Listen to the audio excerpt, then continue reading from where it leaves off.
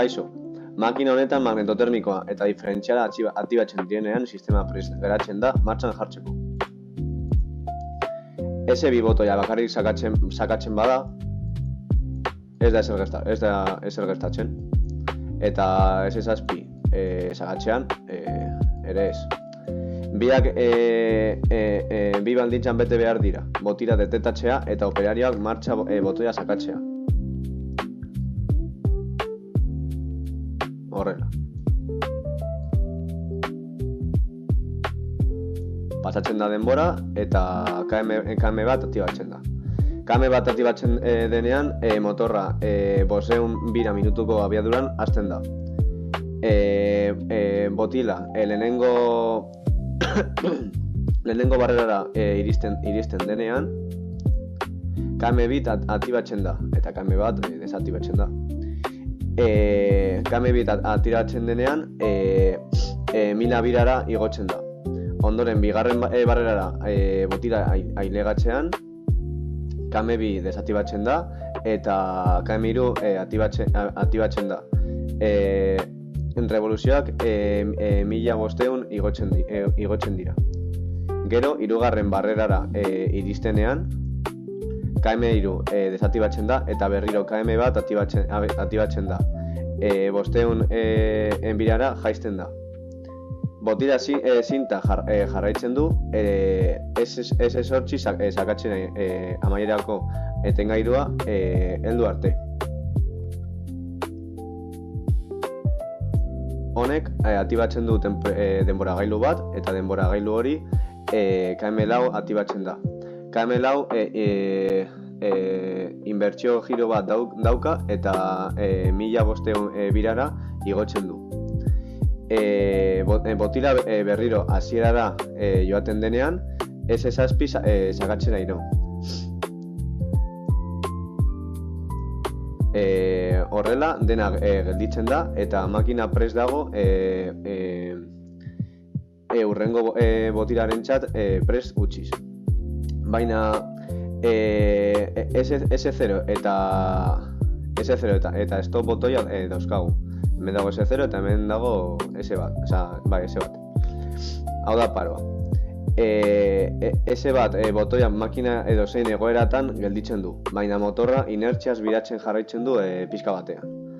Aldiz, S0 sakatzen denean, KMF-a aktibatzen da eta motorraren biraketa alderantzikatzen du. Horrela motorra eta botila ia berean gelditzen dira. Beitu.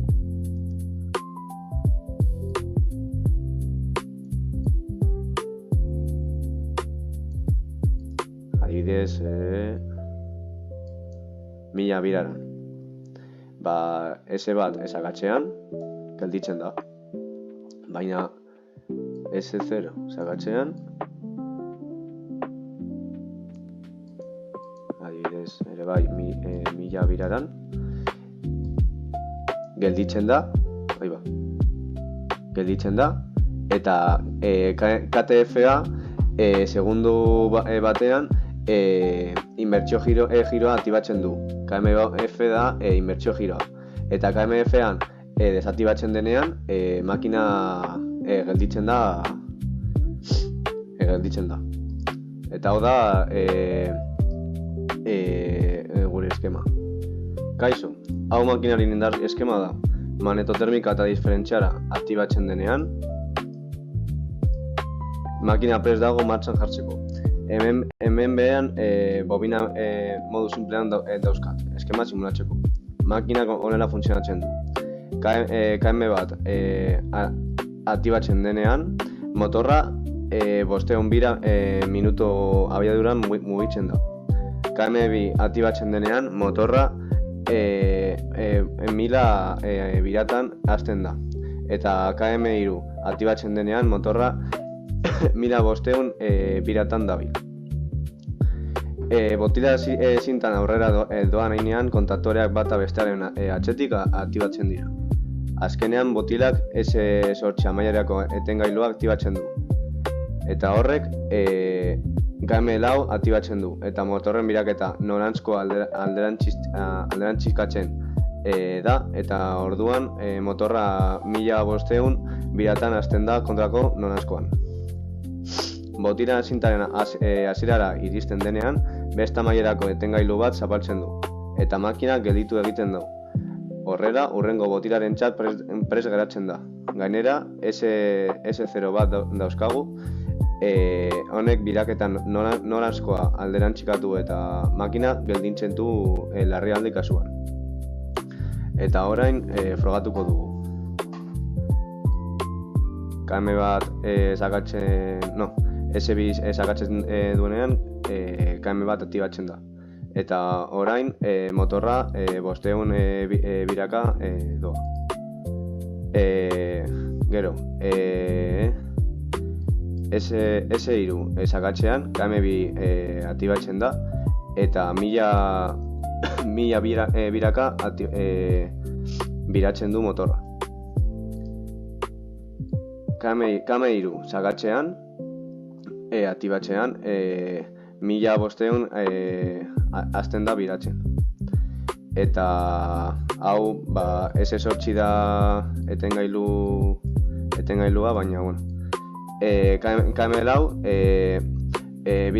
biraka noranzko alderantziz doa 1500 birakan.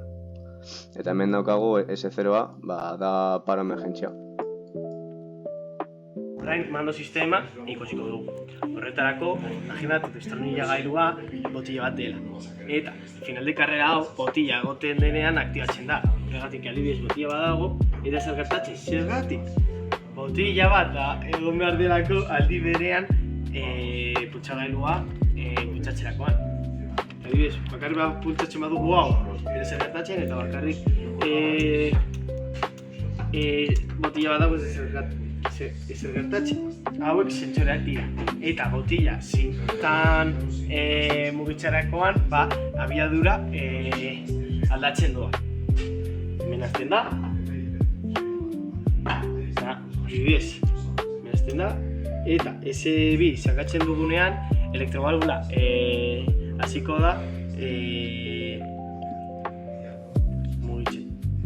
500 revoluzio abiadura. Elektrobalbula eta argia pizten dira eta mantendu behar dugu hori. Eta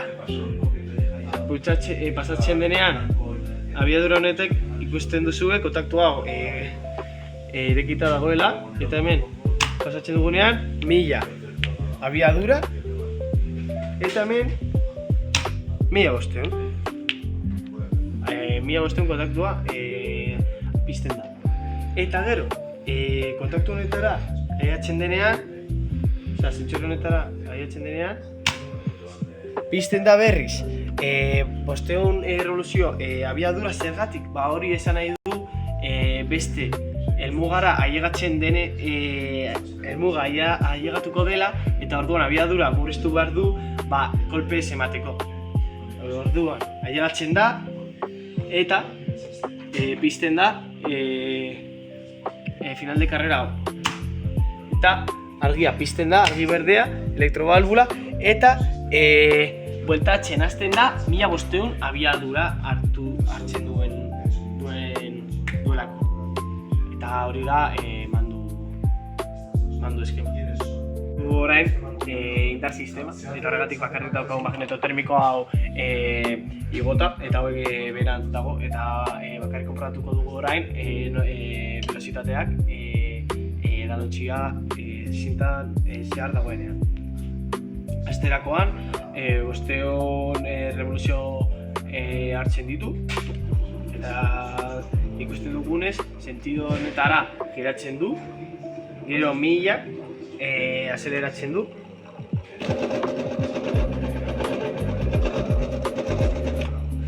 Gero 1500 azkarrago, eta gero bueltatzen da 500 revoluzioetara, eta horregatik kalmatzen da, eta gero bueltatzen da 1500 revoluzioetara beste aldera.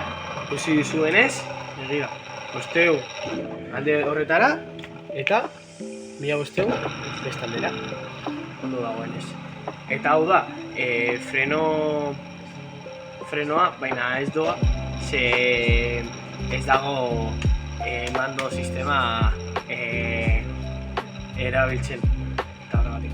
Bueno, orain ikusiko dugu denaldi berean erabiltzen dugunean. Esan duan bezala lehen, hau botila bezala da, eta final de carrera eta putxailua aldi berean putxatzen dut. Eta orduan, 500 revoluzio abiadura hartuko dut. Lehenengo itxoiten dut denbora bat, eta denbora hori paseta gero, pizten da.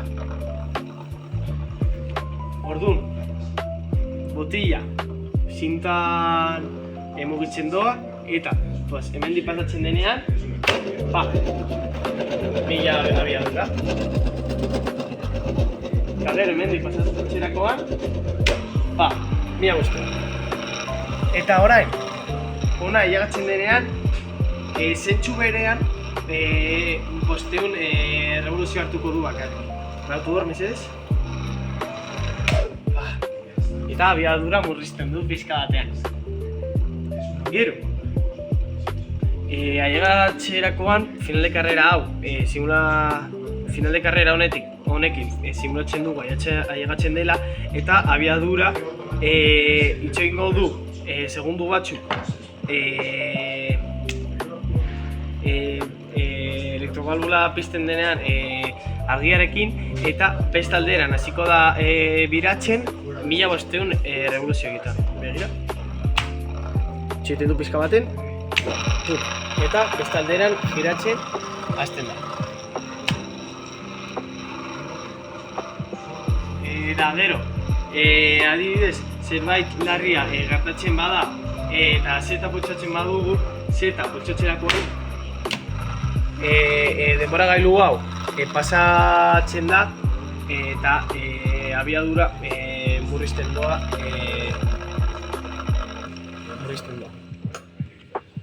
Eta hori da gure montaia.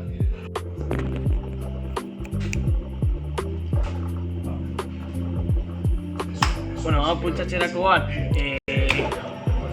biratzen hasten da beste alderatz, baina ahaztu zait lehen azaltzea, hasierako final de carrera aktibatzen denean berriz, makina berriz dago zikloa hasteko. Eta orduan, adibidez, hemen pultsatzen dut, eta kontaktu guztiak zapaltzen egotea uzten dute, eta hau gelditzen da, eta horrengorako zikloa erabili aldu.